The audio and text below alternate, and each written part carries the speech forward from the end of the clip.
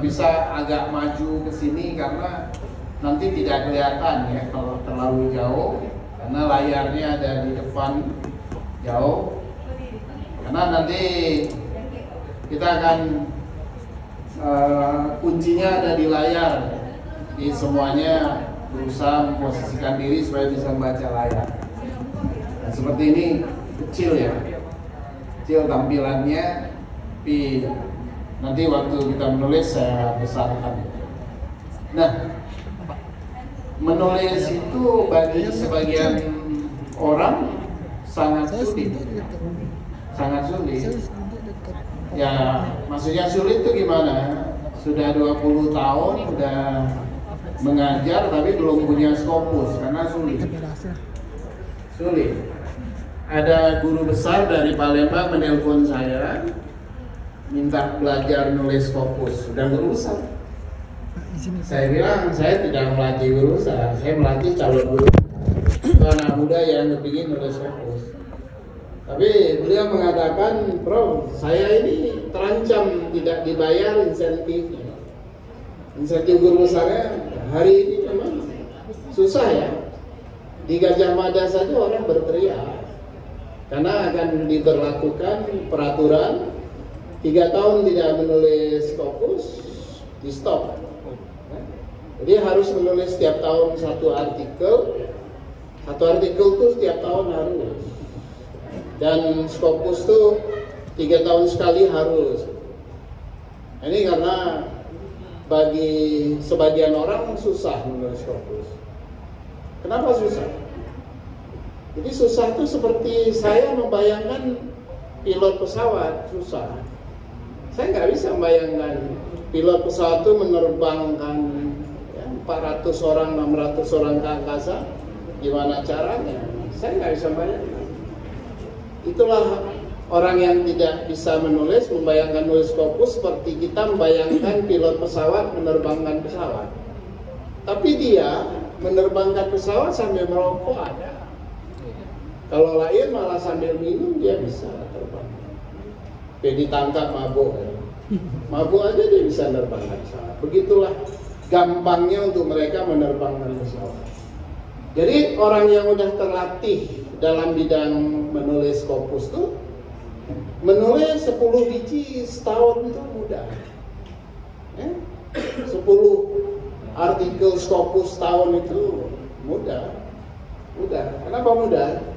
Karena dia menulis satu pagi satu paragraf. Kalau Bapak Ibu menulis setiap pagi satu paragraf, nggak usah banyak. Jadi satu paragraf kita tulis setiap pagi 1 bulan 30 paragraf. 30 kali 150 kata itu 4.500 kata satu Scopus. Jadi kalau cari 10 Scopus tahun itu mudah aja. Bagi orang yang sudah terlatih menerbangkan pesawat itu. Maksudnya bagi orang yang sudah terlatih menerbangkan pesawat, ya, menerbangkan itu artinya orang yang sudah terlatih di dalam menulis Scopus itu 10 nggak jadi soal. Ya. Saya pertama nulis Scopus, saya ini generasi bukan Scopus. Ya. Saya ini sudah 17 tahun yang lalu guru besar. Ya. 17 tahun yang lalu belum ada Scopus. Saya waktu diangkat guru besar tuh saya 3C. Saya 3C jadi guru besar. Kenapa? Karena tulisannya kebanyakan. Bukan banyak, kebanyakan. Karena saya dipanggil oleh fakultas karena tulisan saya itu 1140. Tidak termasuk hukum mengajar, malah hukum mengajarnya kurang. Jadi fakultas manggil saya, diberitahu, dia bilang, Mas, tolong 1 semester depan mengajar yang banyak supaya bisa diajukan guru besar.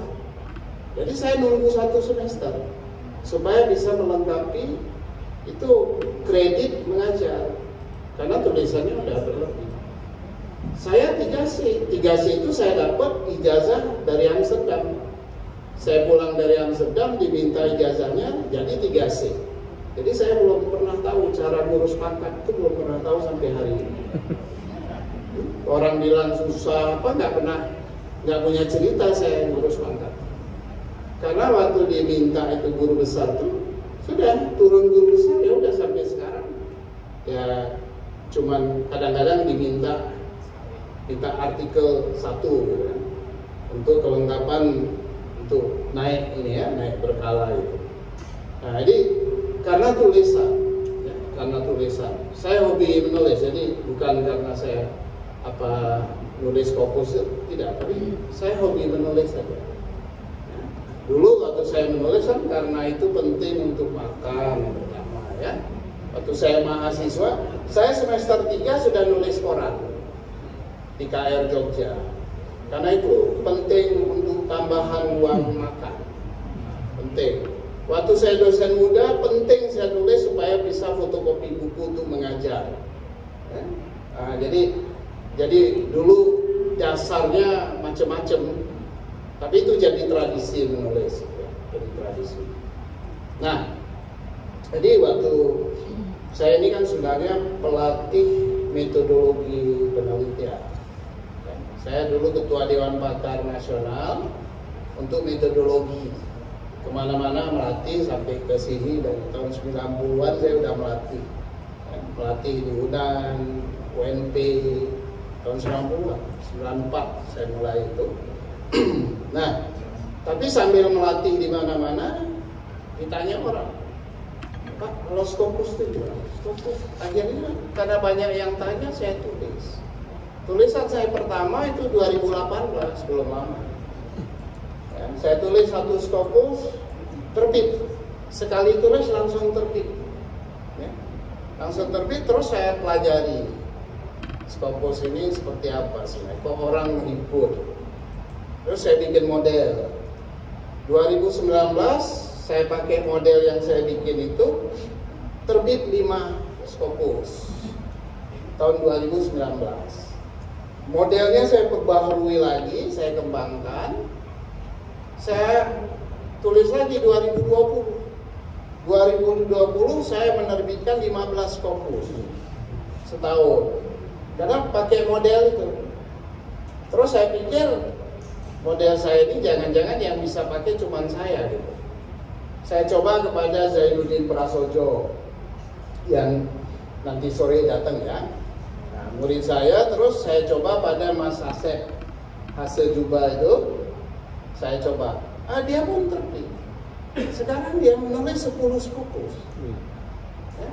Saya coba pada mahasiswa saya semester berapa? Semester 5. Mahasiswa di antropologi, adik kelasnya Mirna. Saya coba di semester 5 terbit. Punya Scopus ID. Mahasiswa saya S1 antropologi, ada 3 orang. Saya coba udah punya Scopus ID. Insya Allah Mbak Mirna ini sebentar lagi juga terbit. Ya. Jadi semua asisten ada 10 nih. Asisten saya seperti Mbak Mirna ini ada 10. Mbak Mirna ini yang paling awal ikut ya. Udah 2 tahun yang lalu. Ada 10 orang. 10 ini sebentar lagi terbit semua tulisannya. Maksud saya, kalau kita udah pelajari modelnya, itu mudah. Ya, mudah. Nah, saya selalu bilang gini, menulis Scopus itu tidak sulit. Nggak sulit. Yang sulit apa? Yang sulit kita nggak punya waktu. Bapak Ibu nggak punya waktu. Gimana kita berharap mau terbit waktunya nggak ada? Mengajar ada waktunya. Hari Senin kita ngajar jam berapa, Selasa jam berapa, hafal gitu.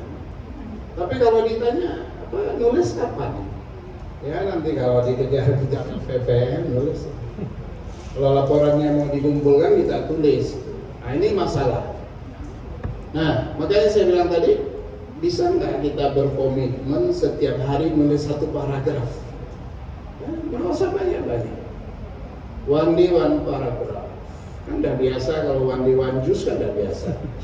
Ini kita tambahkan yang agak duniawi sedikit, ya. Enggak semua one day one juice, ya. Tambahin dalam hidup kita one day one paragraf.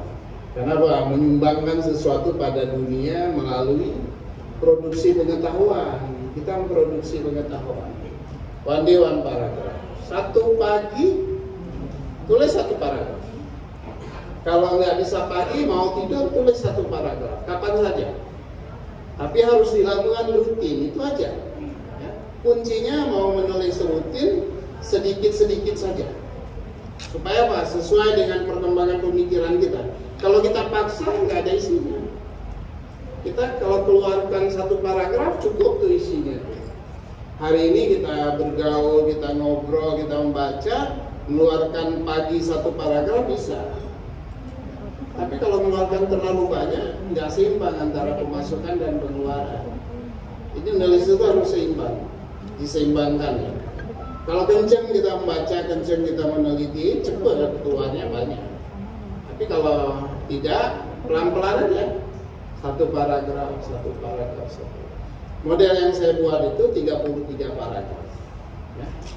Jadi 33 paragraf, jadi nulis itu semacam zikir. 33 putaran, satu Scopus. Ya, 33 putaran, satu Scopus. Nah, itu yang mau kita coba ya. Jadi saya nggak lama di sini karena besok udah harus ngasih pelatihan untuk tim Gorontalo. Jadi hari ini kita maksimalkan sampai malam, ya, sekuat Bapak Ibu. Ya. Jadi sekuat Bapak Ibu. Kalau Bapak Ibu buat jam 12 saya ikutin. Mas Sulpan ini kuat ya. Kalau mahasiswa di Palembang pernah saya beri kuliah sampai jam 3 pagi ya. Kuliah S3 di Palembang, mahasiswanya saya bilang kalau S3 itu sampai jam 3 latihannya itu. Mau akhirnya kuliah sampai jam 3 ya. Nah, jadi sedikit intermezzo ya Bapak Ibu sekalian. Jadi kalau kita FEBI, saya kebetulan reviewer untuk beberapa jurnal seperti ini ya. Ses Open ini saya reviewer di sini. Ini baru saya kembalikan satu review tadi pagi. Ini baru dia minta Cogent Social Sciences ya. Dan saya mereview juga satu jurnal FEBI, bisnis dan manajemen. Nah ini saya selalu mereview ini banyak. Review saya untuk Cogent ini. Nah jadi saya sarankan teman-teman mulai menulis dari sini.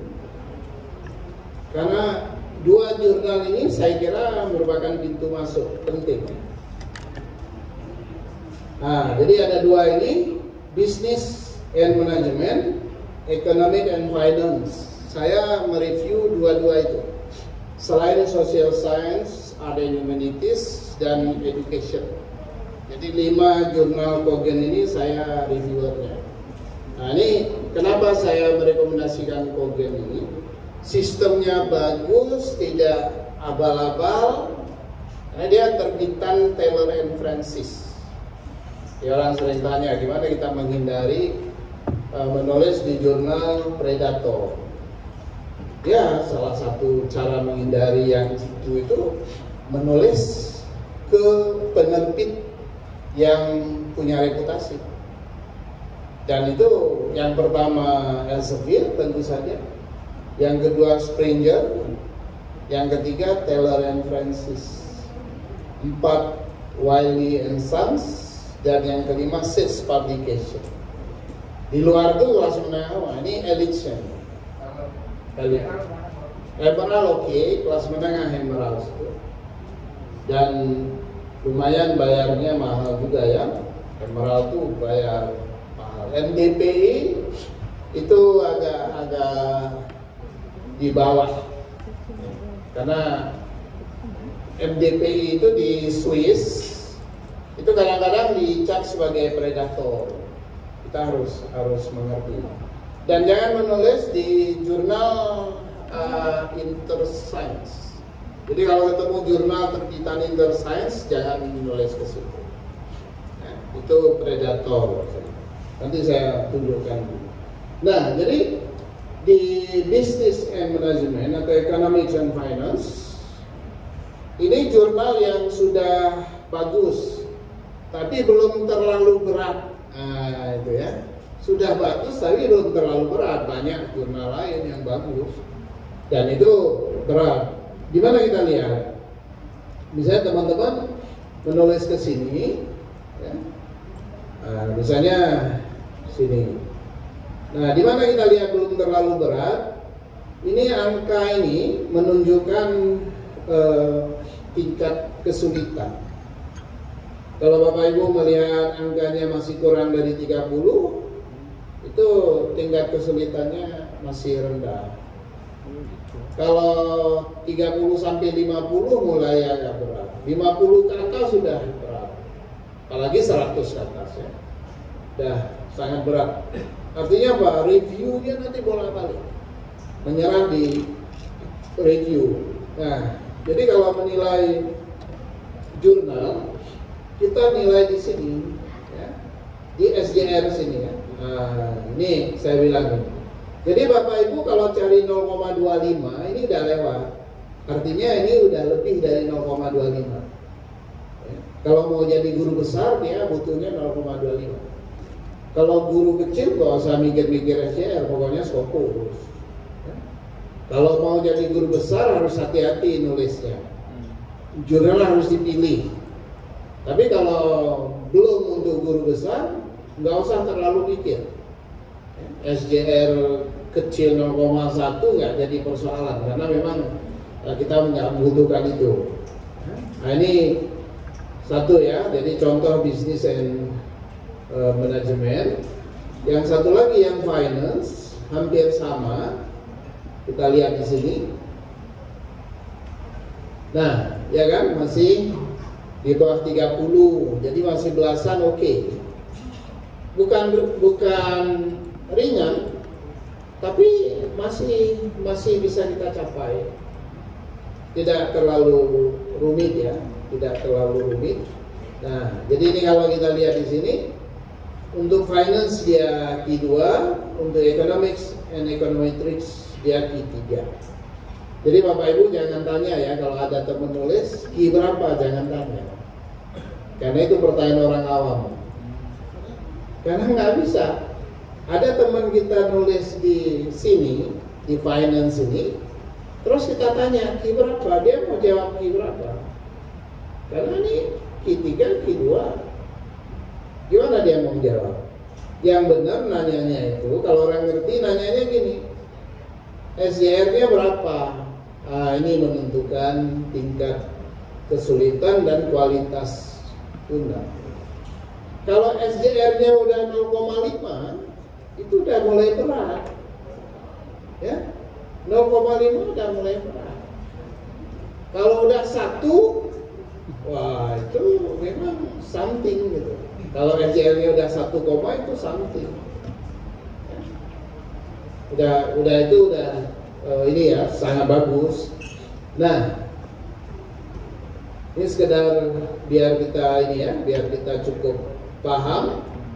Kenapa saya bilang jangan tanya SJR-nya berapa? Mari kita lihat contoh yang lebih jelas.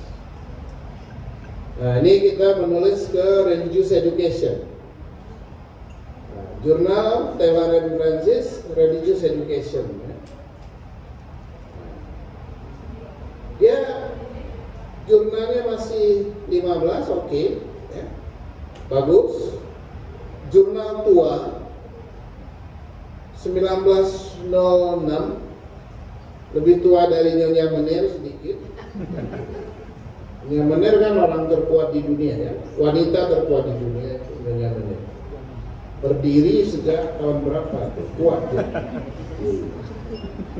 Nah, sampai hari ini dia masih ya, dahsyat. 1906. Nah, kita lihat. Coba Bapak Ibu lihat. Nanti ada orang UNP nulis ke sini, terus kita nulis ke sini. Terus teman yang di UIN tanya, kamu nulis Scopus ya? Q berapa? Saya Q3. Oh saya Q1. Karena dia ya, dia bacanya Q1, ya, karena religious studies Q1, ya. Tapi education dia Q3, jadi nggak bisa ditanya Q berapa, karena itu bukan ukuran, karena relatif, dia sangat relatif. Karena dalam bidang education lebih berat dibandingkan kita menulis ke filsafat religious studies, ya, lebih berat. Religious studies dan filsafat itu yang paling ringan kita menulis. Jadi kalau tidak masuk di filsafat, ya lebih nggak masuk di education, gitu, kira-kira gitu. Ya, karena lebih ininya, ya. Jadi dari sudut keilmuannya, kompetisinya lebih tinggi. Nah, jadi lihatnya di SJR sini. Nah, udah bagus kan, 0,36. Nggak apa-apa, orang pendidikan nulis di sini dia Q3, tapi SJR-nya 0,36. Sudah, ya, lebih dari cukup yang dibutuhkan. Nah, oke, jadi Bapak Ibu sekalian, ya, di situ ya kita melihat. Jadi nanti kalau Bapak Ibu mau mencari jurnal, mau melihat apa yang dibutuhkan untuk finance, ya, buka aja jurnal ranking melalui Simago GR ini, dan kita harus sering buka ini. Kenapa? Dinamikanya cepat sekali. Nanti discontinue dan sebagainya itu baru kita tahu kalau kita udah buka. Nah, kita buka melalui all subject categories. Di situ kita tulis saja finance, kita tulis economics, finance. Nah, kita ambil ini misalnya econometry, finance, ya. Kita pilih ini. Nah, dapat semua jurnal di sini. Dapat semua jurnal. Nah, saya sarankan Bapak Ibu, ya, ambil total dokumen. Jadi kalau udah buka ini, ambil total dokumen. Kita klik total dokumen. Nah, kita dapat apa dengan mengklik total dokumen ini? Kalau kita udah klik total dokumen, nah, kita lihat di sini. Nah, ini ya.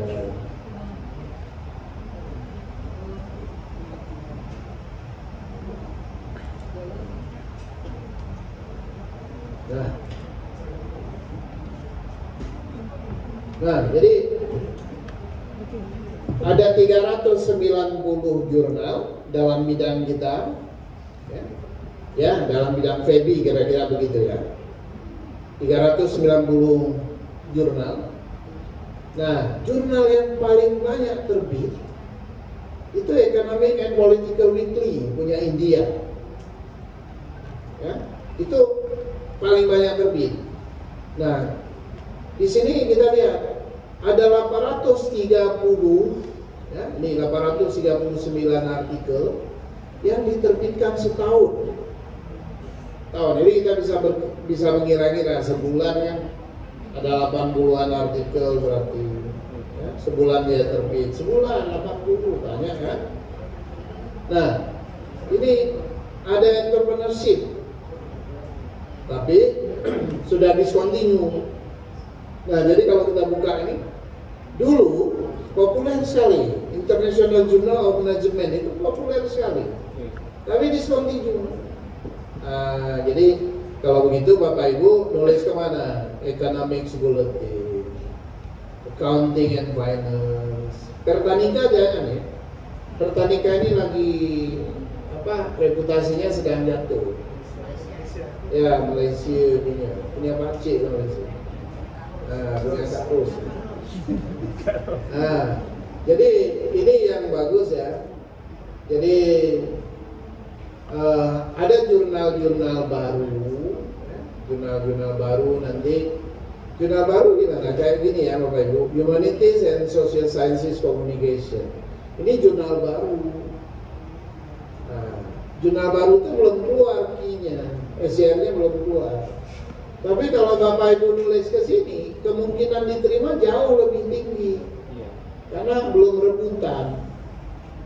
Belum banyak yang tahu juga karena jurnal baru gitu. Dan lumayan, dia menerbitkan 167 artikel setahun. Ya. Dan nanti ada Sociology and Social Policy ya, European Journal of Finance misalnya, risk. Jadi kalau kita mau studi tentang risiko bisa ya. Ada juga jurnal quality ya, access to success gitu. Quality itu juga. Nah, jadi Bapak Ibu bisa buka di sini, bisa buka nanti juga. Ya. Nah, jadi boleh dimulai dari Kogen tadi ya. Kogen itu something to start ya. Jadi di situ kita bisa mulai mencoba kalau ya, sebagai indikator. Kalau di situ ditolak berarti kita harus turunkan sedikit. Tapi kalau di situ udah terima, nanti kita bisa menulis, kita naikkan sedikit lagi. Nah, baik Bapak Ibu, ya itu sekedar pemanasan kita tentang jurnal. Dan jurnal itu sebenarnya seperti saya bilang tadi gampang-gampang susah ya. Gampang-gampang susah kalau kita tahu, gampang sekali kalau kita tahu. Benar, saya nggak bohong, gampang sekali kalau tahu. Nah, ini saya tunjuk supaya Bapak Ibu punya inspirasi ya. Ya. Ini makanya hidup itu orang bilang ibarat sepiring tempe, tidak ada yang tahu. Ya. Jadi penuh misteri hidup itu kan. Penuh misteri. Jadi ibarat sepiring tempe, nggak ada yang tahu. Nah, mari kita lihat nih Bapak Ibu sekalian. Ya. Ini satu artikel saya, dilihat dulu. Nah, ini COVID-19 diterbitkan di Psychological Trauma. Nah, ini SJR-nya 1, ya. Ini jurnal SJR-nya 1, Psychological Trauma. Saya nulis ini sampai dikembalikan artikelnya itu dibilang gini. Artikelnya menarik sekali. We definitely want to publish that. Tapi diminta ubah. Bagaimana kalau artikel ini di nuansanya bukan antropologi tapi psikologi. Saya nulisnya terlalu antropologis. Dia minta diubah jadi psikologi. Nah, itulah yang saya revisi. Saya revisi. Nah, yang ingin saya tunjukkan pada Bapak Ibu, mari kita lihat record di belakangnya. Nah, coba Bapak Ibu lihat, ya, bagaimana mungkin jurnal di SJR 1, dalam 18 hari dia sudah, ya, sudah saya kembalikan artikel. Berarti dia kan membaca artikel saya tuh kira-kira kan 10 hari 12 hari. Karena saya butuh waktu mungkin 5 hari untuk merevisi. Baru saya selesaikan. Tanggal 20 Mei accepted. 2 hari kemudian saya udah dapat link, udah terbit. Jadi dalam 20 hari artikel ini terbit di SJR 1, how come? Ini yang saya bilang gampang-gampang susah. Kira-kira rahasianya di mana? Artikel ini bisa terbit dalam 20 hari kira-kira kalau kita lihat ini. Jadi Bapak Ibu bisa menangkap nggak rahasianya di mana? Ini orang ekonomi pasti tahu. Mana kira-kira? Ada yang tahu? Ya? Dari apanya? Isunya Pak ya? Isunya masih panas. Jadi ibarat kita jualan. Jadi kita bikin barang yang semua orang butuh. Jadi kalau Bapak Ibu bikin barang yang semua orang butuh, begitu kita keluar dari rumah, semua warung bilang masih. Tapi sebaliknya, kita kirim kemana-mana nggak diterima. Kenapa? Kuenya basi, ya. Kue yang kita bawa basi. Kalau nggak basi, ya semua orang bikin. Begitu kita bawa keluar, banyak. Semua orang bikin, kompetisinya udah tinggi sekali. Kalau nggak basi, topiknya, ya, isunya basi, ya sesuatu yang banyak ditulis orang. Jadi kalau mau diterbitkan, diterima langsung oleh jurnal, tulislah kira-kira yang orang lain tidak bisa memikirkan. Seperti kita nulis proposal penelitian.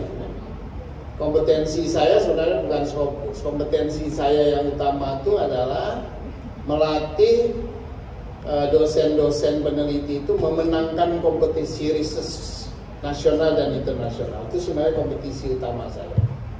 Ya. Dari dulu saya ngajarin orang memenangkan kompetisi. Itu sebenarnya kompetensi saya yang utama.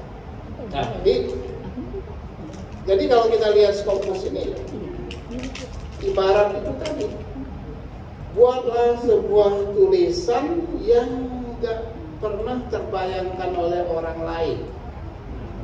Saya sering cerita ya, Bu Rosalinda, ini teman-teman di sini. Saya bilang, kalau dalam masa COVID sekarang ini kita mau nulis yang orang lain belum tulis apa? Nggak ada. Ya, kira-kira gitu. Tentang apa? Udah banyak ditulis orang. Tapi saya bilang ada yang belum ditulis orang. Orang tua sudah, lansia masa COVID sudah, anak-anak sekolah sulitnya bagaimana, remaja, perempuan mengalami kekerasan, laki-laki yang di PHK dan sebagainya, krisis sudah. Tapi yang belum ditulis itu bayi. Where are the babies during COVID-19? Ya, 380 bayi lah, 380.000 bayi lahir tahun 2020 dan sekian banyak bayi ternyata kena COVID dan sekian banyak lagi bayi yang saat dia menyusui ibunya positif COVID. Tapi di Indonesia hanya ada 17 tulisan yang nggak ada hubungannya dengan itu. Seluruh Indonesia ini pernah ditulis hanya 17 tulisan dalam hampir 2 tahun tentang bayi. Ya, di dunia itu 400 sekian tulisan, tapi Indonesia hanya 17 tulisan. Jadi hidup bayi Indonesia ini selama COVID-19 nggak ada yang tahu. Nggak ada yang tahu. Tempe semua nggak ada yang tahu. Ya. Jadi ini kalau kita tulis, ya ini kalau saya tulis, Scopus nggak bisa nolak. Nah ini triknya. Jadi menulis sesuatu yang Scopus nggak bisa nolak. Kenapa? Nggak ada orang lain nulis. Kue yang saya bikin itu nggak ada orang lain bikin. Wah ini barang baru. Dicicipi enak, ya? Nggak mungkin tidak dibeli. Jadi nulis itu dagang betulan, nulis itu berdagang itu menulis. Tapi ya barang yang tidak ada di pasaran kita tulis, sama kayak kita bikin proposal. Kalau kita tulis judul proposal kita, terus coba kita merem, kita bayangkan judul semacam ini ditulis oleh berapa proposal. Kalau kita bilang ada 50 orang kira-kira seluruh Indonesia mengajukan proposal ke Kementerian Agama, jangan dikirim. Tapi kalau kita bisa bilang nggak mungkin ada orang lain yang mikir seperti itu, Anda akan menang, ya, Anda akan menang. Ya nulis juga gitu tuh, nulis angle-nya mana, nah itu harus kita coba. Jadi nulis itu sebenarnya usaha untuk memaksa editor untuk tidak menolak tulisan kita. Jadi jangan sekedar nulis, bukan nulis selesai. Saya sering bilang jangan nulis untuk selesai, tapi nulis untuk terbit. Itu beda sekali. Kalau sekedar selesai, ngebut kita, ngebut selesai, senang selesai duluan gitu kan, nggak terbit. Yang selesai belakangan, tertatih-tatih, orang lain tidak selesai, dia belum selesai, tapi dialah yang terbit. Kenapa? Dia baca secara bersama, nggak ada yang salah, diksinya dari menyebutkan dia ganti menyatakan sehingga lebih bagus. Azumardi Azra menyebutkan bahwa multikulturalisme adalah, itu kan, dibaca lagi nggak enak, diganti, ternyata dapatnya apa? Azumardi Azra mendefinisikan bahwa multikulturalisme adalah itu definisi, bukan menyebutkan, bukan mengatakan. Ini sederhana, tapi rasa bahasa ini bisa mengubah nilai 60 jadi 80. Hanya mengubah satu kata itu bisa berubah nilainya jadi 80. Ya, ini tulisan, makanya dibaca ulang pelan-pelan itu penting sekali. Nah, oke, itu satu. Yang satu lagi yang saya ingin tanya pada Bapak Ibu, gimana supaya teman-teman di sini kalau nulis ke Scopus di Indonesia dulu ya. Indonesia ada sekarang sekitar 70 Scopus. Kita ngirim ke jurnal di Indonesia Scopus yang nggak bisa ditolak. Saya kalau nulis ke jurnal Indonesia nggak bisa ditolak tulisan saya. Nggak bisa ditolak, bukan karena nama ya, tapi ada yang saya lakukan yang nggak bisa ditolak. Saya buktikan nggak bisa ditolak. Saya hampir tidak menulis di jurnal Indonesia kecuali mendampingi teman ya. Kenapa? Saya nggak enak karena semua pengelola jurnal Indonesia ya, itu kenal baik. Mas Zakiuddin Badawi, James, ya, Niam Surabaya, ya, apalagi Al-Makin yang selalu saya panggil.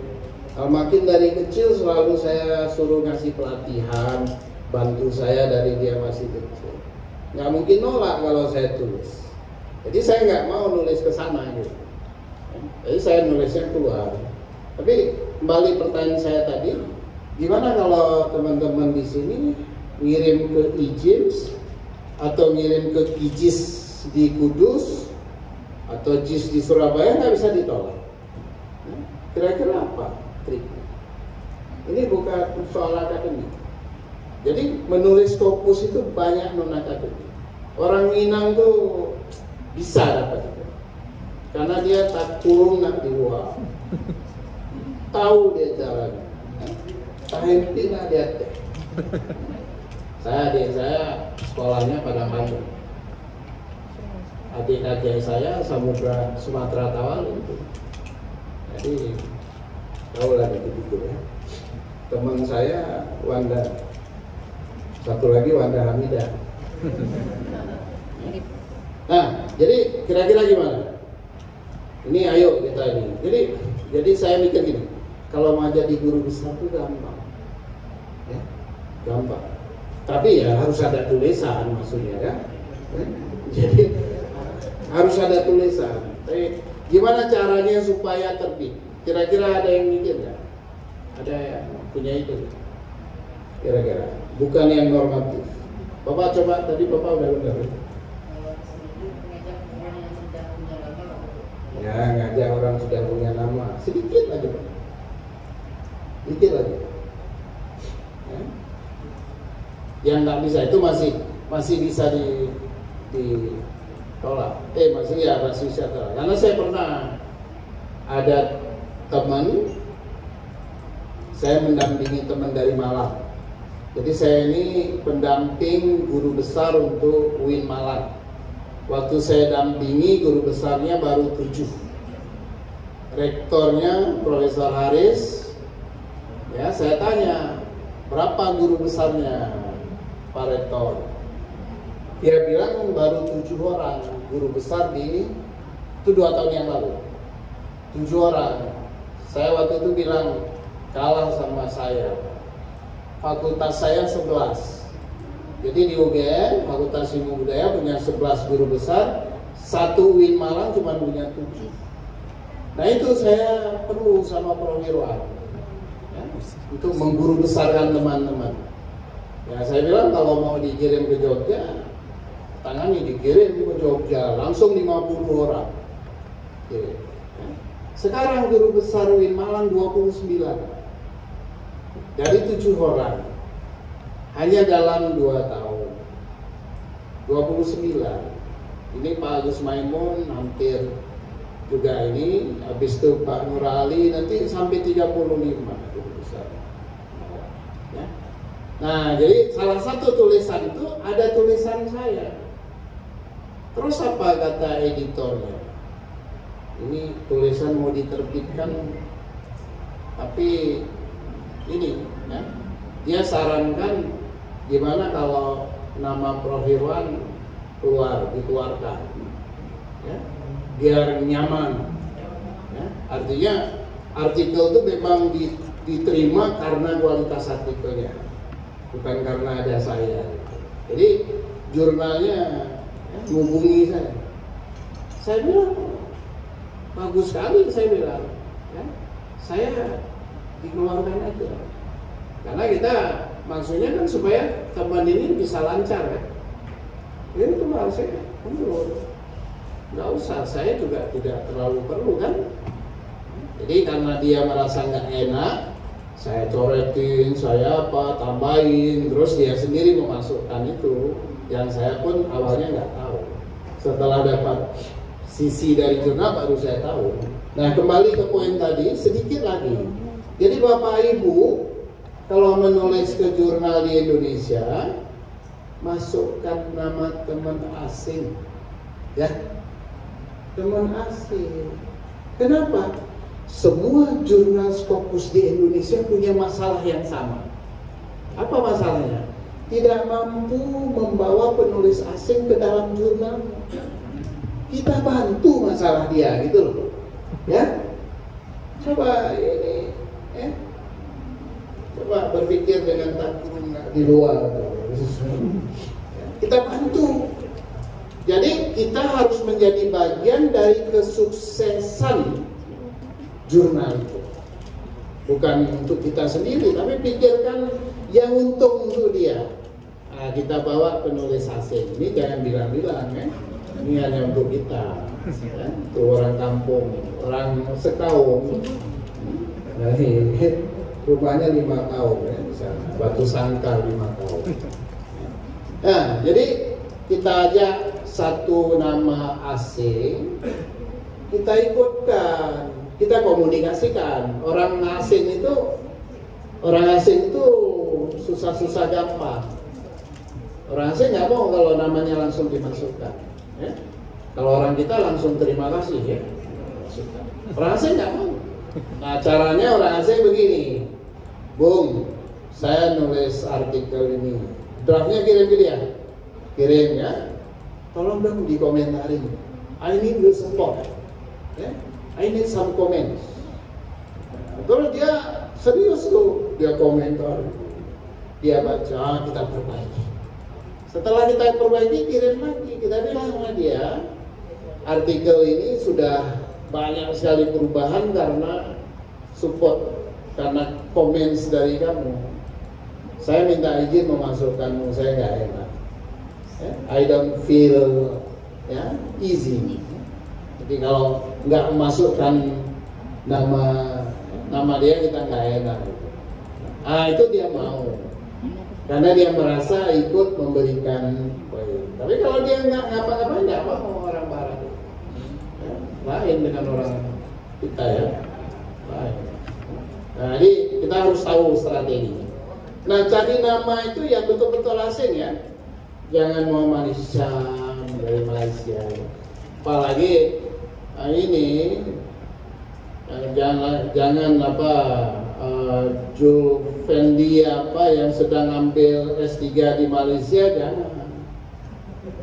Kalau bisa namanya yang susah dibaca. Nampak Tran Fong Fong apa gitu, apa Simokeng apa Sohok apa ini. Nah, jadi semakin susah dibaca itu makin bagus, makin bagus. Nah, ini strategi. Tapi ya harus ada tulisan dulu. Jadi belum ada tulisan ya penulis asing. Tulis dulu gitu. Ini belum apa-apa. Saya penulis nanti minta tolong ya. Tulisannya belum. Ada dulu ya, ada tulisan dulu. Nah itu tadi sehari satu paragraf ada dulu tuh ya. Gampang itu terbit benar. Tapi ya harus ada komitmen waktu. Harus ada komitmen waktu. Nah, jadi Bapak Ibu sekalian ya. Kelima nggak apa-apa. Anda mau lihat contohnya? Saya kasih contohnya. Ya. Jadi ini ada contohnya. Jadi kita lihat ya. Kenapa? Loh, kan kita punya kawan-kawan di luar atau friends of friends. Jadi kawannya kawan saya, bukan kawan saya, tapi kawannya kawan saya. Nah, jadi ini ada cerita ya. Belum lama saya di WA oleh seorang teman dari Lampung. Prof, ini dapat komentar dari jurnal. Ini teman ini saya latih Scopus di Jogja. Jadi dikirim ke jurnal, apa kata jurnal? Dia bilang untuk meningkatkan ya, tingkat acceptance of the article, dia bilang we humbly suggest, humbly suggest that you add ya, itu foreign authors. Dia bilang tuh. Nah, jadi temen ini WA saya minta tolong nyarikan penulis pendamping dari AC. Nah, itu yang saya bilang tadi, temennya teman saya. Saya nggak punya teman, tapi teman saya tuh punya teman. Nah, kita pakai temennya teman. Ya, tidak kita punya. Nah ini mari kita lihat contoh sederhana ya. Saya ambil. Jadi kalau saya Bapak Ibu nulis, saya tuh nggak butuh Scopus. Jadi saya nulis ini untuk contoh. Gitu. Ya. Jadi saya suka nulis untuk contoh dan menguji hal-hal yang saya pikirkan benar apa enggak. Mari kita lihat nih. Siapa aja penulisnya? Ini Mas Juli, murid saya, Mas Hase, Mega ini juga murid saya CRCS. Sama saya. Ini siapa ini? Jadi long itu bahasa Inggris. Bukan Pak Long, kalau Pak Long lain ya. Pak Long. Nah, ini Senawari Long ini teman saya, editor in chief dari jurnal IJIP, International Journal of Islamic Thought di UKM. Nah, jadi alamatnya UKM. Ya, jadi ya bolehlah ada longnya ini. Ya. Nah, jadi coba kita lihat ya. Ini Mas Juli Kodir nulis ini terus ngirim ke saya, Bang, minta tolong diliatin nih. Nah, jadi kita lihat nih. Jadi kalau keluar dia gini, kan keren dia, UKM. Nah, ada loh UKM. Nah ini contoh salah satu ya. Jadi nggak mungkin ditolak, nggak mungkin ditolak. Kenapa rugi dia tolak? Karena kalau jurnal itu, kalau saya nggak salah itu 2-3 kali terbitan dia tidak dapat penulis asing, itu status Scopusnya terancam, ya jatuh dia. Karena Scopus itu harus internasional, nggak bisa lokal. Harus penulisnya lebih dari satu negara. Kalau isinya orang Indonesia, malah dari dalam makanya jurnal itu tidak menguntungkan untuk kita pemilik jurnal. Jadi UIN Imam Model nggak usah bikin jurnal Scopus, karena Anda nggak bisa nulis ke situ. Nanti malah kita berkelahi. Kenapa? Nggak boleh nulis ke jurnal kita sendiri, harus nulis keluar.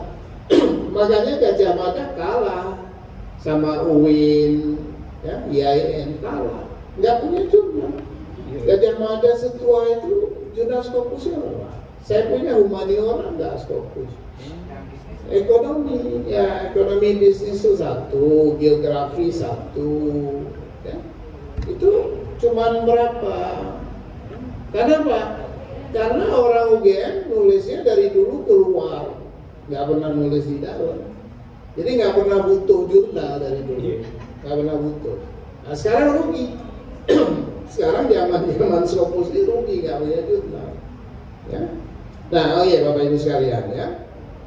Nah, jadi mari kita ke apa yang tadi disampaikan Mbak Mirna ya. Kita buat tulisan ya. Jadi ini saya pelan-pelan. Jadi Bapak Ibu coba imajinasikan dunianya masing-masing, dibikin kira-kira dengan judulnya masing-masing ya. Nanti setelah kita diskusi nanti malam kita bicarakan. Tapi sore ini coba kita lihat frame-nya. Jadi kalau mau menulis ya kita mulai dari judul ya, tentu saja. Tapi judul ini bukan judul final, judul sebagai modal. Modal untuk menulis. Apa modalnya itu? Kita butuh objek formal ya, yang kita sebut sebagai isu. Kemudian kita tambahkan dengan objek material. Nah, itu kasusnya apa yang kita jadikan fokus. Nah, kemudian ditambah dengan konteks. Konteks itu seperti keterangan, setting. Nah, jadi ini rumusnya. Jadi kalau dengan rumus itu saya menulis satu tulisan strategi. Ini isunya isu inovasi. Nah, isu inovasi usaha, inovasi, strategi inovasi, apalagi itu dalam. Nah, objek materialnya usaha rumah tangga, nah, ini atau usaha kecil, boleh usaha mebel, boleh usaha apa saja atau perdagangan. Nah, kita bilang dalam mengatasi krisis ekonomi pada masa, jadi pada masa pandemi COVID-19. Jadi ini kita lihat sebagai terjemahan. Ya. Jadi saya mendapatkan kata krisis ekonomi juga di sini, tapi itu dalam rangka pandemi COVID-19 ya. Nah, jadi kita dapat judul semacam ini. Nah, jadi coba Bapak Ibu tulis masing-masing ya. Jadi jangan ditulis yang saya tulis, karena ini nanti kita copy saja. Ini zaman udah lebih maju ya. Kalau dulu Bapak Ibu guru kita dikasih catatannya suruh dikte tadi. Dia pergi rapat keluar ya. Kita tulis si Bapak. Kita yang tulis, teman kita yang pindah. Ya. Ini sekarang udah maju ya. Jadi nggak usah ditulis lagi. Nanti di copy. Tapi yang Bapak Ibu tulis rencana tulisan sendiri. Berandai-andai dulu ya. Jadi nggak usah bilang, oh, saya kan belum penelitian. Enggak. Penelitian itu tidak penting. Ya. Dalam menulis Scopus ini, penelitian itu mengikuti kebutuhannya nanti. Karena kalau udah penelitian banyak sekali data tertimbun oleh data nggak bisa nulis. Ya. Nanti apa istilahnya tuh kelelep dengan data. Akhirnya yang ditulis apa? Bukan artikel. Ngedit data. ngedit data jadi laporan, ini nggak ditulis. Cuma ngedit data jadi laporan, disambung-sambung datanya jadi laporan. Nah, yang paling penting adalah menstrukturkan pikiran. Kalau kita mau menaklukkan Scopus itu, kita strukturkan berpikir. Nah, ini mari kita struktur ya. Strukturkan, oleh karena itu teman-teman coba berpikir dengan cara ini ya. Jadi tolong ditanggalkan dulu ya, kebiasaan menulis, kita menulis koran dan sebagainya ditanggalkan dulu. Ini cara berpikir Scopus. Nah, mari kita ya, berpikir Scopus. Karena nanti katanya itu malaikat pun tanya marabbuka Scopus ID dulu. Untuk passwordnya nanti Scopus ID. Jadi makanya cara berpikir kita harus cara berpikir Scopus. Bukan cara berpikir saya ya. Bukan cara berpikir kita semua, tapi cara berpikir Scopus. Nah, mari kita bedah otaknya Scopus itu pikirnya kita taklukkan. Yang kedua, satu judul ya. Yang kedua keywords. Mari kita ambil keywords. Salah terus. Nah, keywords. Rumusnya apa? 3 kata dari judul. Jadi kita ambil dari judul 3 keywords itu. Nah, kalau saya langsung ambil tadi strategi inovasi itu 1 keywords. Usaha rumah tangga, apa usaha makanan atau apa ya. Kalau kita fokuskan usaha makanan ya, food processing ya. Apa industri processing makanan, food processing industry. Nah, yang ketiga pandemi COVID-19. Nah, bisa juga kita mau lebih ini ya. Jadi kita fokusnya kepada krisis ekonomi, pandemi COVID-19. Ya, misalnya. Tapi untuk mudahnya saya sebut pandemi COVID-19 saja. Nah, jadi kita turunkan 3 keywords. Kalau Bapak Ibu nggak bisa menurunkan 3 keywords, berarti judulnya kurang. Nah, ini alat ukur ya. Ini indikatornya. Berarti judul kita kurang bagus. Masih kurang keywordsnya untuk judul. Jadi judul itu harus ada 3 keywords supaya jadi judul yang lengkap. Nah, jadi turunkan 3 keywords masing-masing. Nah, kalau sudah, ya. Oh ya Pak, ya. Oh ya, iya. Iya Pak. Ya, nanti Bapak Ibu kalau sudah tahu frame ini, nanti dikirim ke Sinta udah nggak ditolak lagi. Ya. Baru aja berapa hari yang lalu ada teman datang dari Malang. Dia bilang gini, Prof, saya kemarin pulang dari Jogja. Wah, saya capek mikir Scopus. Saya nulis Sinta dulu. Ya, karena dia udah belum untuk guru besar. Saya udah nulis Sinta 5, Prof. Belum ada yang ditolak. Belum ada yang ditolak. Cuman Santi aja yang ditolak. Kirim ke Santi, nggak mau Santinya yang ditolak. Karena Sinta itu dari lama. Ya. Dia belum berkeluarga, jadi kirim ke Sinta mau. Kirim surat Santi tolak. Ya. Jadi dia bilang, ini cerita dia, komentar dari editor itu kecil-kecil, sedikit-sedikit. Ya. Suruh perjelas jumlah responden, ini tambahin kemarin selesai. Nah, ini karena apa? Semakin hari jurnal Sinta pun menyesuaikan diri dengan template ini. Semakin hari. Tapi ini kan soal logika berpikir. Ya. Sebenarnya kalau logika berpikir kita itu bagus, lurus, clear, gitu ya, clarity-nya bagus, dapat, itu orang kalau baca jelas gitu. Sebenarnya hanya itu masalahnya. Kita menulis dengan jelas, clear. Makanya salah satu syarat untuk diterima itu clarity, aspek clarity-nya. Nah, nanti kita sampai ke sana ya. Nah, yang ketiga, Bapak Ibu perlu ngasih bukti. Bukti itu wujud. Kita sering juga di order tuh bilang wujudnya apa gitu, bentuknya apa.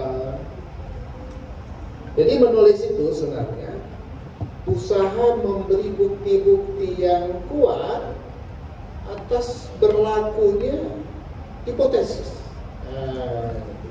Anggap aja bahasanya gitu, atas berlakunya suatu dugaan kita, atas berlakunya sesuatu yang kita sampaikan. Misalnya saya sampaikan gini ya, saya suka pakai contoh ini karena mudah ya. Kematian selama COVID-19 tidak saja disebabkan oleh infeksi virus, tapi banyak kematian selama COVID-19 di Indonesia disebabkan oleh trauma psikologis. Nah, ini saya mau bilang ke jurnal bukan karena virus, enggak.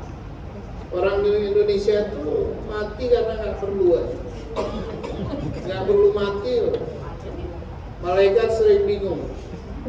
Daftarnya belum ada, tapi kok sudah datang? Nah, ditanya dari mana? Oh, rumah sakit mana? Oh ya, udah. Taruh di situ. Karena memang dari rumah sakit itu sering datang mayat. Belum saatnya udah tewas duluan.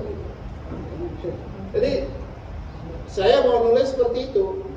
Kematian selama COVID-19 itu karena trauma psikologis, bukan karena virus. Saya kumpulkan datanya, dapat. Saya udah menemukan kasus 44 kasus yang udah saya kumpulkan, itu udah ada narasinya. Itu orang yang positif COVID bunuh diri di Bekasi, rumah sakit di Bekasi itu lompat dari lantai 4 di Bantul, itu di koran saya kumpulkan itu lompat. Jadi bukan karena virus, tapi karena trauma, nggak betah, nggak sembuh-sembuh. Dan selalu kan orang kita kalau kena COVID langsung mikir mati. Padahal hanya 3%. Yang boleh mati itu 2-3%. Kalau di atas 2-3% berarti ada kesalahan. Kesalahannya, nah, kalau orang ada komorbidnya lain ya. Tapi maksudnya orang yang tidak sakit apa-apa, kena COVID itu tidak harus. Nah, di Jawa Timur mati karena takut hantu, bukan karena COVID. Ditaruh di rumah hantu, ditinggal di rumah kosong, yang seluruh penduduk percaya rumah itu berhantu, taruh ini orang yang positif COVID karena masyarakatnya nggak mau ada orang yang infeksi COVID di kampung, ditaruh di Tegalan, akhirnya meninggal. Nah, ini narasi-narasi ini sebagai bukti. Jadi sebenarnya kita menulis itu usaha menunjukkan bukti kepada pembaca tentang berlakunya apa yang kita curigai. Nah, itulah hipotesis kan? Kita menghipotesiskan. Kita punya argumen. Jadi argumen itu penting sekali. Nanti saya bisa menunjukkan contoh ya. Nah, saya punya bukti apa?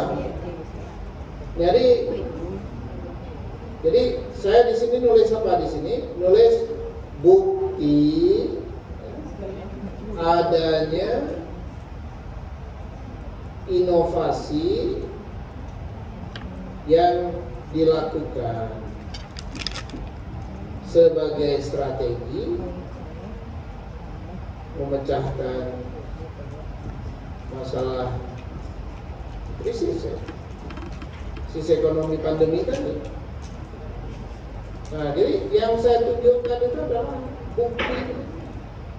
Nah, jadi Bapak Ibu menulis itu kita butuh satu adalah judul, yang kedua adalah keywords, yang ketiga adalah bukti.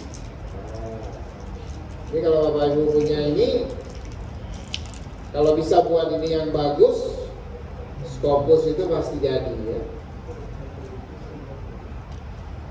saya ini kan. Nah, apa buktinya? Mari kita kasih bukti. Saya bilang buktinya itu tampak dari strategi desain produk desain produk. Jadi orang melakukan satu strategi desain produk yang inovatif. Ya. Jadi dia menginovasi desain produk untuk mengatasi. Ya. Nah, jadi bahkan di sini kita melihat nanti ada redesign produk. Jadi dia meredesain produk sebagai strategi inovatif. Itu sebagai bukti bahwa orang melakukan inovasi. Saya tunjukkan dengan gerakan, dengan ya, cara dia menginovasi ya, dalam hal membuat desain produk. Nah, jadi dari sudut desainnya. Bukti yang kedua kira-kira apa? Dia melakukan reorganisasi kelembagaan ekonomi itu, reorganisasi kelembagaan. Yang ketiga kita bilang dia melakukan inovasi dalam strategi marketing. Nah, ini saya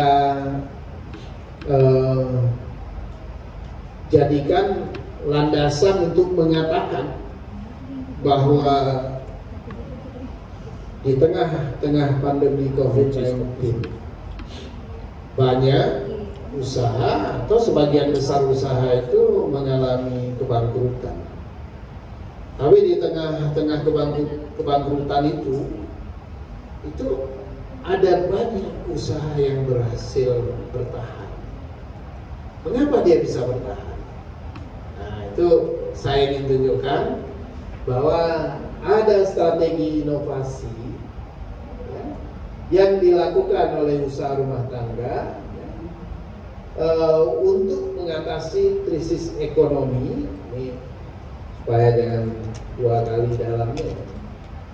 Jadi untuk mengatasi krisis ekonomi pada masa pandemi. Nah, saya ingin menunjukkan itu. Buktinya apa? Buktinya di dalam tulisan saya menunjukkan bukti-bukti mereka melakukan redesign produk. Bukan produk yang lama dia jual, tapi dia lakukan redesign, adjustment ya, terhadap konteks. Ada reorganisasi kelembagaan yang dia lakukan. Ada inovasi dalam strategi marketing. Nah, coba Bapak Ibu bikin seperti ini. Ini kelihatannya simple ya, tapi yang sederhana inilah menjadi modal Scopus. Jadi jangan anggap dia sederhana karena inilah modal Scopus. Ini kalau ini mau saya teruskan, ya. Bapak mau tanya tentang apa? Poin 1 itu pemunculnya dari teori yang termasuk atau dari hasil penelitian. Nah, sebaiknya itu dari kerangka konseptual, Pak. Supaya dalam penelitian kita mengumpulkan data yang sesuai dengan kerangka berpikir. Ya. Jadi jangan kita isi dari data tapi tidak sesuai dengan kerangka. Nah, jadi penelitian yang bagus itu memang kita sudah menstrukturkan dulu. Waktu kita cari data itu jangan dilepas. Maksudnya data apa saja dikumpulkan itu penelitian yang salah. Penelitian itu kan penelitian mahasiswa itu seperti itu. Mahasiswa S3 biasanya gitu. Sekarang kita kan bukan bicara tulisan mahasiswa. Ini kan tulisan calon guru besar. Jadi oleh karena itu artikel yang sedang kita bicarakan itu bukan artikel, bukan disertasi, bukan laporan penelitian, ya. Ini bukan nulis disertasi. Kalau disertasi itu tulisan mahasiswa. Ini tulisan dosen. Kalau disertasi tulisan mahasiswa, kita lupakan tuh kesalahan-kesalahan dulu itu. Sekarang kita menulis dengan cara baru sebagai tulisan calon guru besar. Nah, jadi cara berpikirnya lebih sistematis. Ya. Nanti kita sampai ke sana, Bapak Ibu akan lihat. Mari kita ini dulu, Pak ya. Jadi 3 ini coba diperhatikan, rahasianya ada di sini. Ya, rahasianya ada di sini. Nah, kalau sudah punya modal seperti ini, jadi 3 modal ini, judul ya, keywords, bukti, cukup 3 modal. Punya 3 hal ini yang bagus, artikel Scopus itu kan selesai. Nah, saya tunjukkan ya caranya. Bikin dulu template-nya. Nah, introduction, kemudian literature review, kemudian method, results, discussion, conclusion ya. Conclusion. Di sini references. Nah, itu template-nya ya, Pak Ibu. Kita buat dulu template-nya. Jadi kerangka dasarnya kita buat dulu.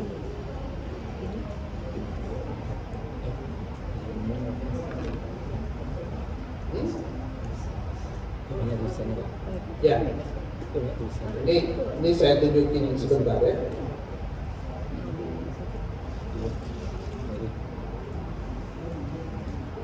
Asap bukan aja, Pak.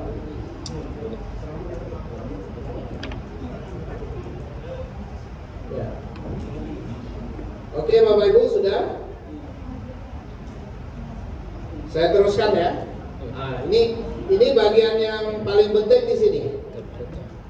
Ini bagian yang paling penting. Jadi semua modal tadi tolong difotokopi, ya. Dikopi, ya. Nah, diambil, kita ambil nih judul ya, judul diambil,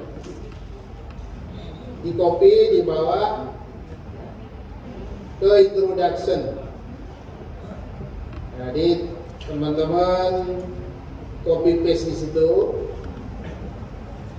Jadi dia jadi kalimat pertama di introduction. Jadi kalimat pertama di introduction. Nah, supaya dia bagus, kita edit. Ya, jadi kalimat pertama di introduction kita edit.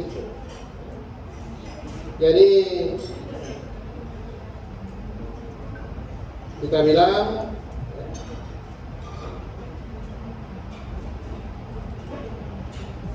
strategi inovasi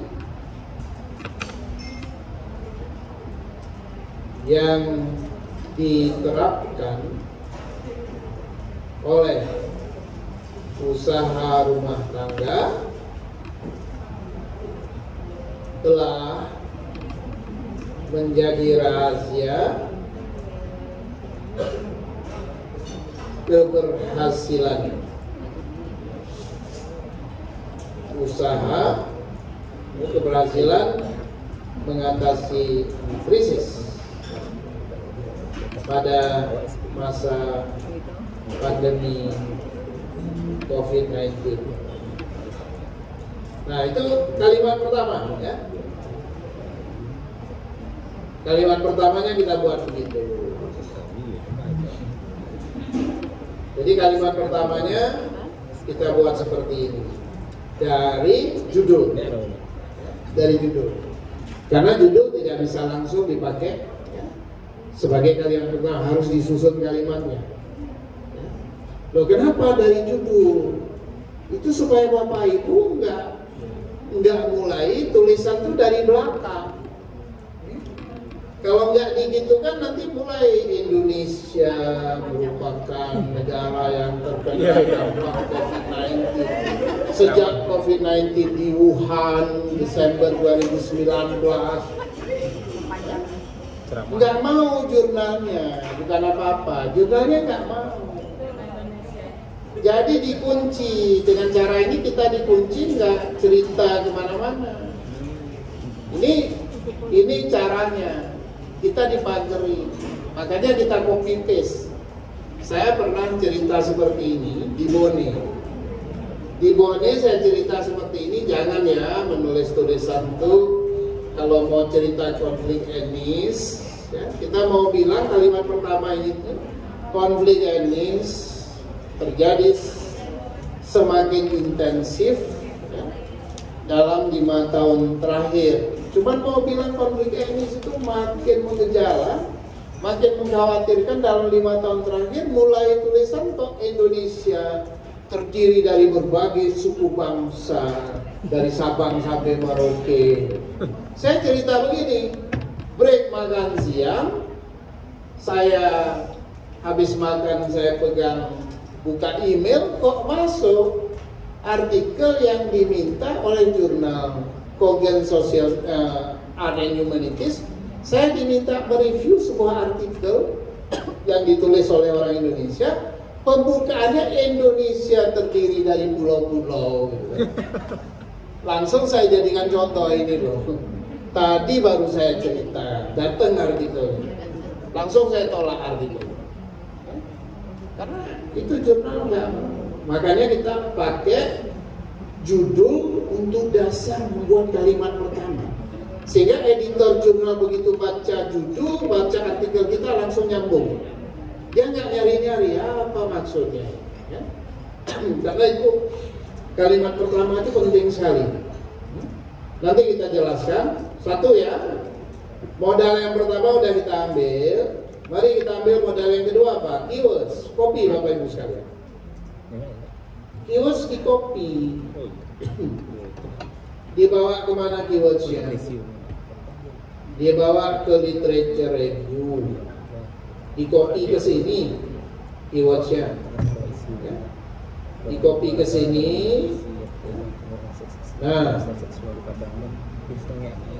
Nah, jadi dia jadi keywords.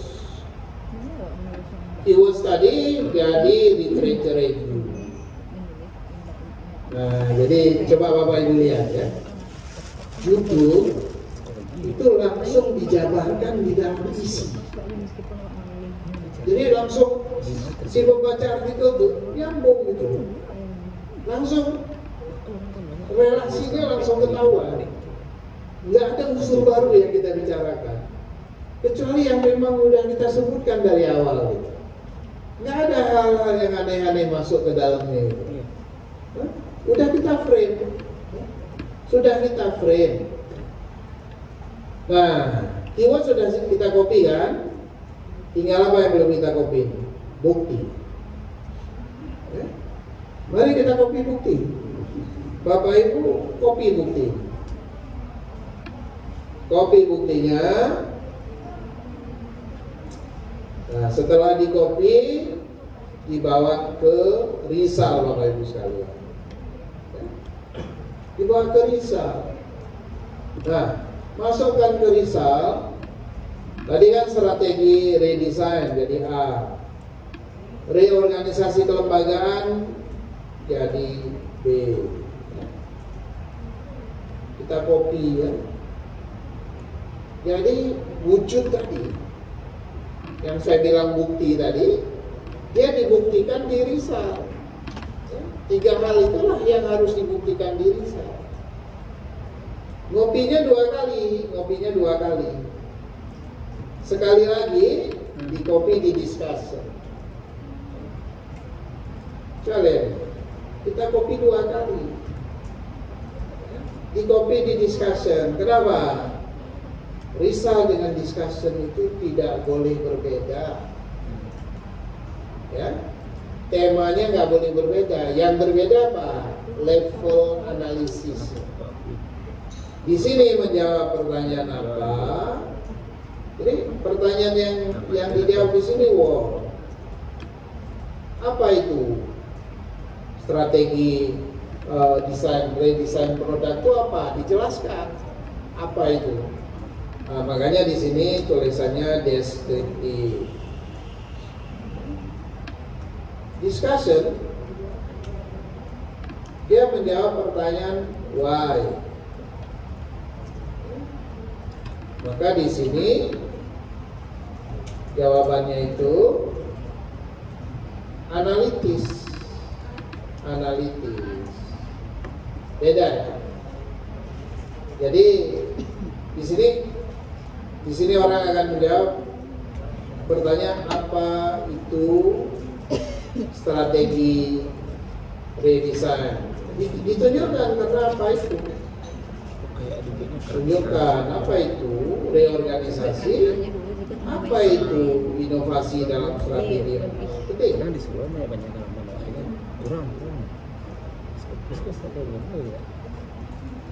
Nah, jadi di sini kita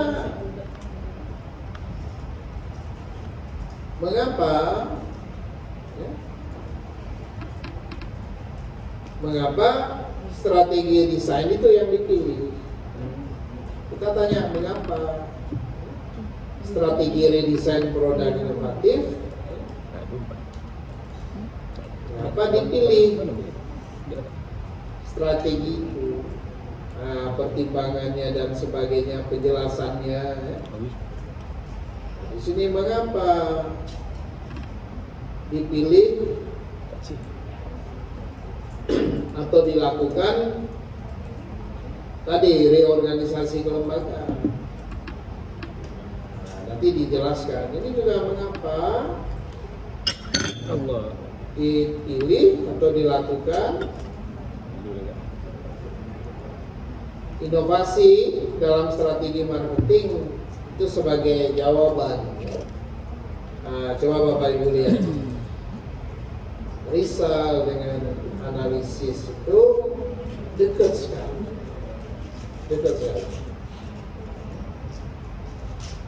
Dekat sekali.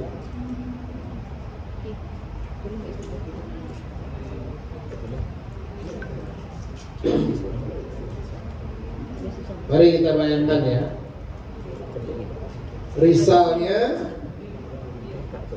Risalnya kita menemukan hasil penelitian anak nakal. Apa itu anak nakal? Kita jelaskan. Anak nakal itu kita jelaskan karena dia berperilaku menyimpang. Ya. Nakal itu dalam bentuk penyimpangan organisasi, penyimpangan perilaku. Nakal itu dilihat dari dia melanggar aturan. Itu apa itu? Apa itu kenakalan anak? Kita tunjukkan. Begitu kita bahas bagian mengapa atau kita bahas bagian discussion, kita menjawab pertanyaan mengapa sampai anak nakal. Nah, isinya apa? Oh, karena lingkungan sosial yang membesarkan dia itu tidak kondusif. Jadi kenakalan anak-anak itu disebabkan oleh faktor lingkungan. Nah, itu di discussion, di penjelasan. Sementara di bagian risal, temuan penelitian, kita menemukan tingkat kenakalan yang semakin meningkat. Nah, kemudian kita jawab di bagian discussion. Ya.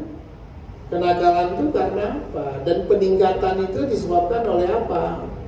Nah, kita ceritakan di situ kemungkinannya. Nanti kita bikin rumus. Ya. Kita bikin rumus, kita dapat rumus untuk menjawab discussion ini. Ya. Jadi rumusnya itu kira-kira ya, kenakalan anak. Jadi kalau jadi rumus itu kan kenakalan anak sama dengan ya, itu sama dengan akibat dari lingkungan sosial, kemudian keluarga berbanding dengan usia. Jadi itu namanya formula teori ya. Formula teorinya itu seperti itu. Nanti ada faktor oops.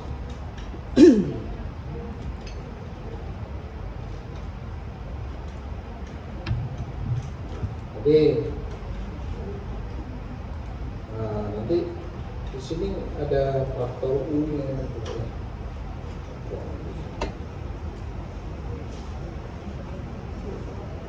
Ini ada, ya, nanti ada faktor U-nya di sini. Ini kenakalan anak-anak itu disebabkan oleh lingkungan sekolah dan keluarga pada usia. Jadi ada faktor usia. Nah, ini rumusnya. Nanti teori yang lain, ya menemukan sesuatu yang lain, bukan ini. Teori yang lain dia bilang ini bukan keluarga, tapi dia faktornya S. S itu sekolah. Sekolahnya itu ya terlalu terbuka sehingga anak sering bolos, kurikulumnya tidak menyenangkan. Anak-anak yang tawuran itu kan dari sekolah-sekolah ya, memang beban sekolahnya rendah, ya berkeliaran. Tapi kalau anak-anak yang nggak sempat bernafas ya, nggak sempat nakal karena didikte oleh kurikulum sekolah. Nah, seperti itu. Nah, jadi ini teori. Waktu kita nanti menjelaskan, kita bisa melahirkan teori tertentu dengan formula, ya, formula teori tertentu. Nah, itu sekedar bayangan ya. Nah, jadi Bapak Ibu sekalian, saya review ya sebelum kita break sebentar. Kita sholat dulu. Yes, ya. Sholat sekarang ya, yang dulu. Nah, jadi tadi judul ya. Nah, kita supaya jelas kita kasih judulnya di sini. Tadi judulnya di sini ya. Ini judulnya biar terlihat. Jadi judulnya strategi inovasi dalam usaha rumah tangga untuk mengatasi krisis ekonomi pada masa pandemi COVID-19. Ya. Nanti langsung ditulis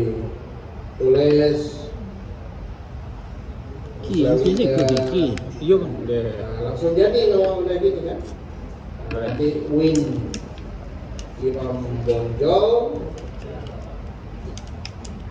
Padang Indonesia. Nanti langsung biasanya langsung dikirim.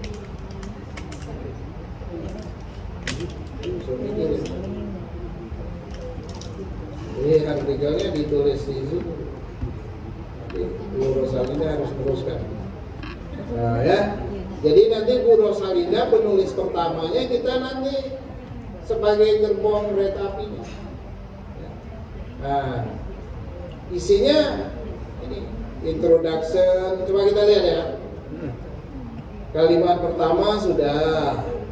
Nah, nanti kita bikin paragraf. Setelah break nanti saya teruskan. Ini mereview dulu ya. Jadi modal pertama kita taruh di introduction. Jadi kita taruh jejak-jejaknya dulu. Nah, tadi keywords-nya kita masukkan literature review.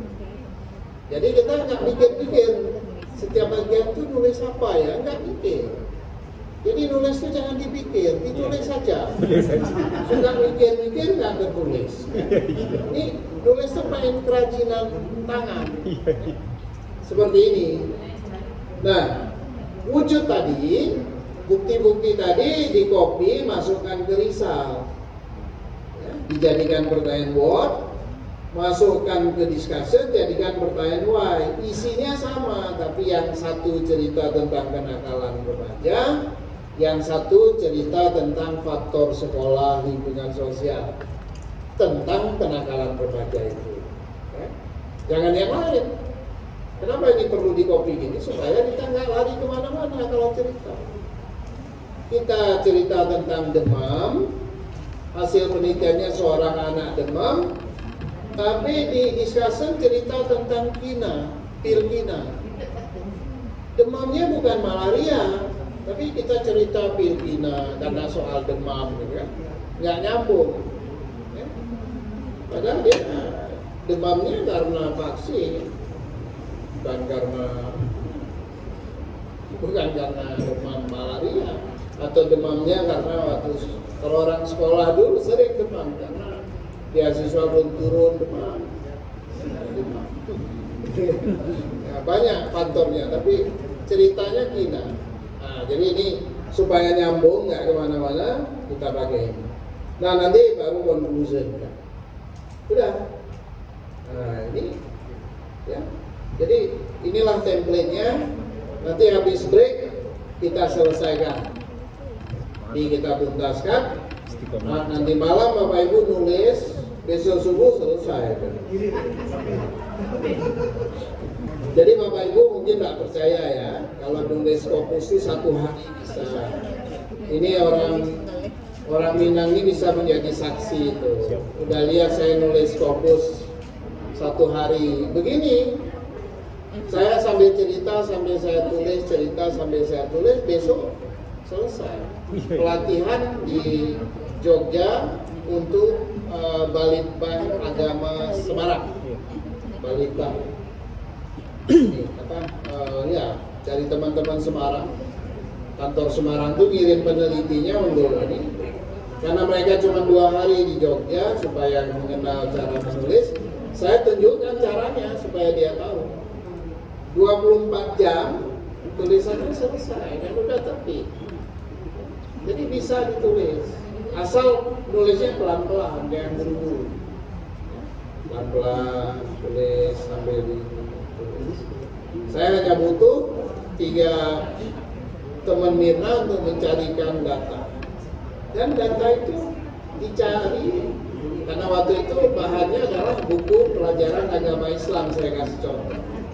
Jadi 3 asisten membaca buku SMP kelas 1, kelas 2, kelas 3. Saya kasih tabel, suruh isi tabelnya. Tabelnya masukkan ke tulisan ya. 24 jam sambil ngasih pelatihan. Tidur, bangun tidur, diteruskan. Bisa.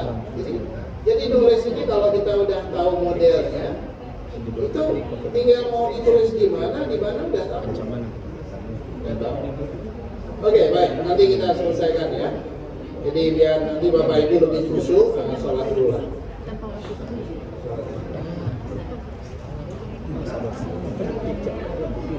Terima kasih Prof. Bapak Ibu kita break 15 menit ya untuk sholat asar saja. 20 menit.